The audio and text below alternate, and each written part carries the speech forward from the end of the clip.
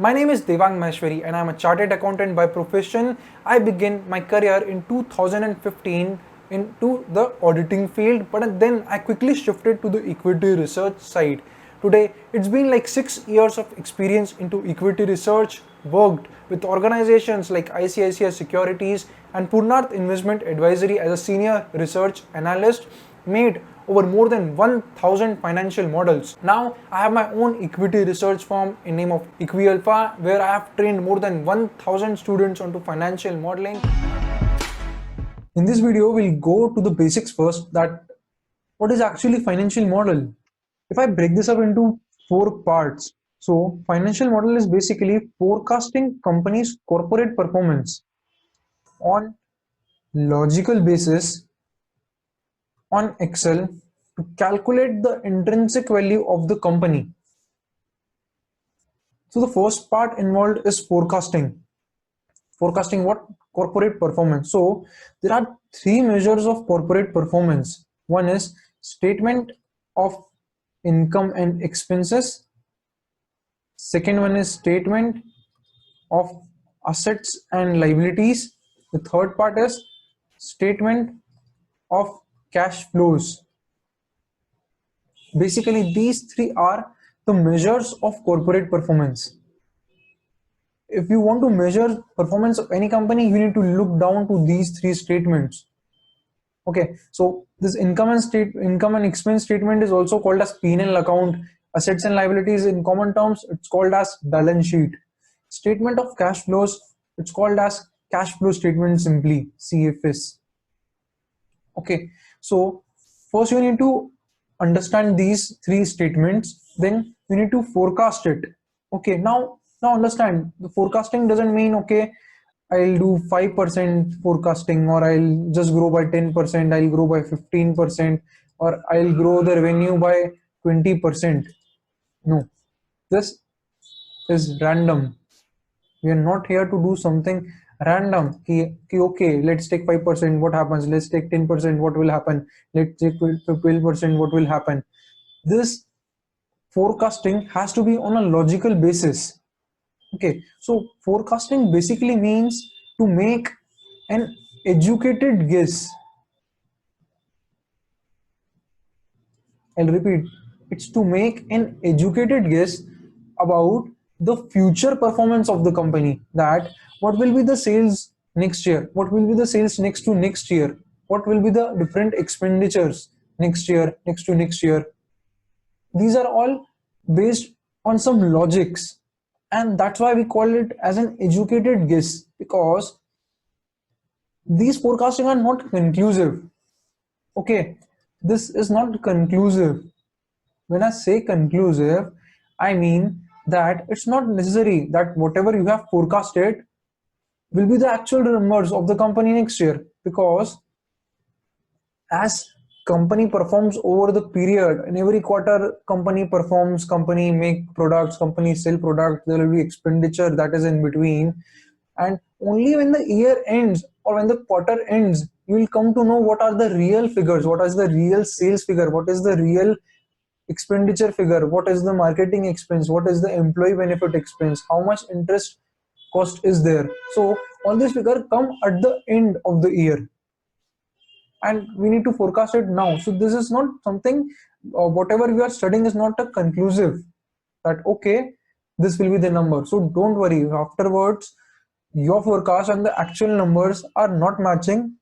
This is not something to worry for, because we are forecasting it on an educated guess. So how will you make an educated guess? For making an educated guess, you need to have developed some logic.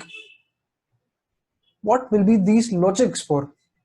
Maybe these logics are derived from analyzing analyzing the P&L account,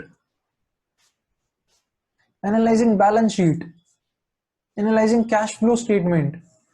You you will analyze on basis of common size statements. You will also analyze using ratio analysis. You will also do industry analysis so as to understand how is the overall industry performing. Also, you need, for developing logics, you need to understand the competitor of your company. Who are the competitors? What things are they doing?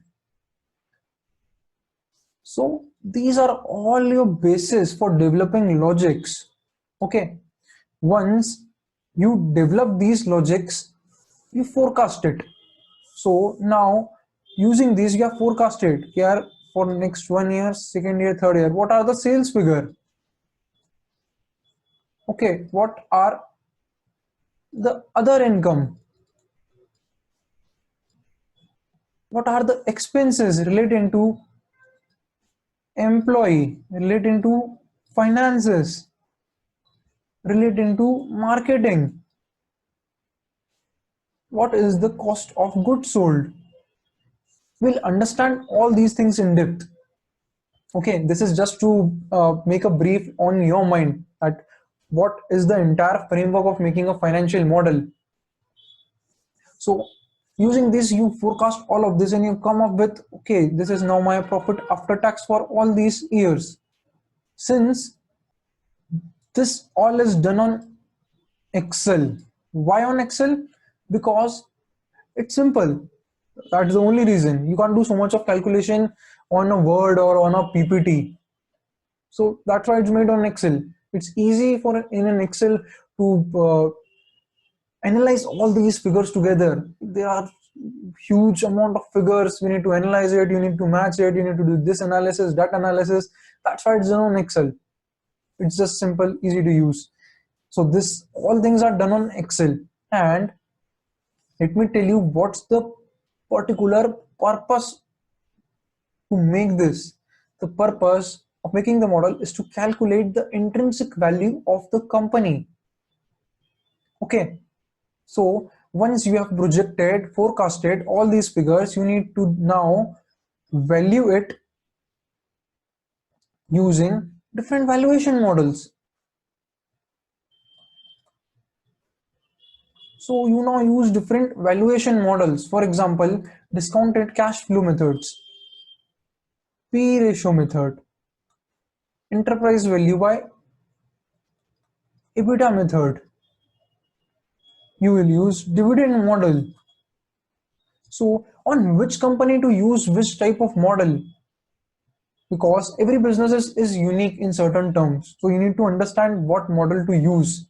Once you understand that I have to use this model, then you will just value that company using the model in which you will make certain assumptions. Then you value the company. Why? Because you need to know that whether the company is overvalued or undervalued, so as to take a decision whether I should buy the company or I should ignore the company. That's the purpose of making a financial model. Okay, now understand and listen to this very careful, that this is the purpose of making financial modeling. Your end objective might be different in each cases.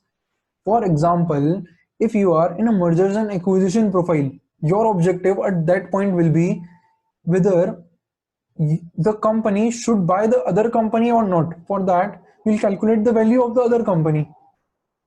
Okay, the entire framework remains same, but now your objective there is whether your client should acquire that particular company or not. If you more go into it, it can be also done on a project basis. You can make a financial model of a particular project. For example, a company XYZ Limited is coming up with a furniture factory. Okay, so you can calculate that if we start with a furniture factory, what will be the sales for next 3-4 years?